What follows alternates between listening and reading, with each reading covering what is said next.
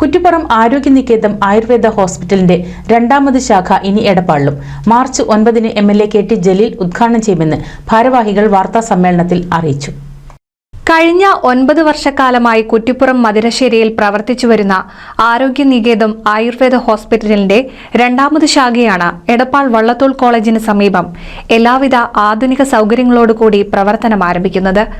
ശനിയാഴ്ച വൈകിട്ട് 4 മണിക്ക് തവനൂർ MLA KT ജലീൽ ആശുപത്രി ഉദ്ഘാടനം ചെയ്ത് നാടിന് സമർപ്പിക്കും. Kottakkal Ayurvedasala managing trustee P. Madhavankutty Warrier മുഖ്യാതിഥിയാകും. മേഴത്തൂർ CNS ചികിത്സാലയം chief physician Gangadharan Vaidyar, doctor Krishna Warrier, doctor Jose Paikada, M. Prasad എന്നിവർ ചടങ്ങിൽ പങ്കെടുക്കും. ബ്രാഞ്ച് കുറ്റിപ്പുറം മദിരശ്ശേരിയിലായിരുന്നു.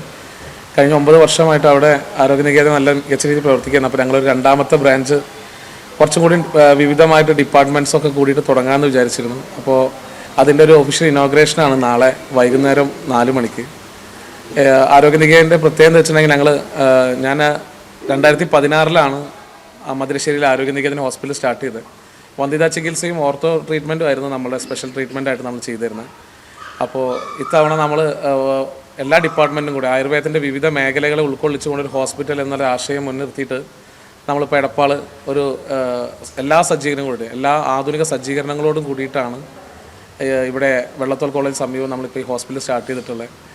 ആയുർവേദ കോളേജുകളിൽ അല്ലെങ്കിൽ വലിയ വലിയ ഹോസ്പിറ്റലിൽ മാത്രം കണ്ടുവരുന്ന തരത്തിൽ എല്ലാ ഡിപ്പാർട്ട്മെൻറ്റും ആയുർവേദത്തിൻ്റെ ശല്യം ശാലാക്യം, അതുപോലെ തന്നെ കോസ്മെറ്റോളജി ഡിപ്പാർട്ട്മെൻറ്റ്, ഫിസിയോതെറാപ്പി റീഹാബിലിറ്റേഷൻ്റെ ഒരു സെക്ഷൻ വേറെ ആയിട്ടൊക്കെയാണ് ഒരു എല്ലാ ഫെസിലിറ്റീസും കൂടിയിട്ട് ഉൾക്കൊള്ളുന്ന തരത്തിലാണ് നമ്മൾ ഈ ഹോസ്പിറ്റൽ പ്ലാൻ ചെയ്തിട്ടുണ്ടായിരുന്നത്.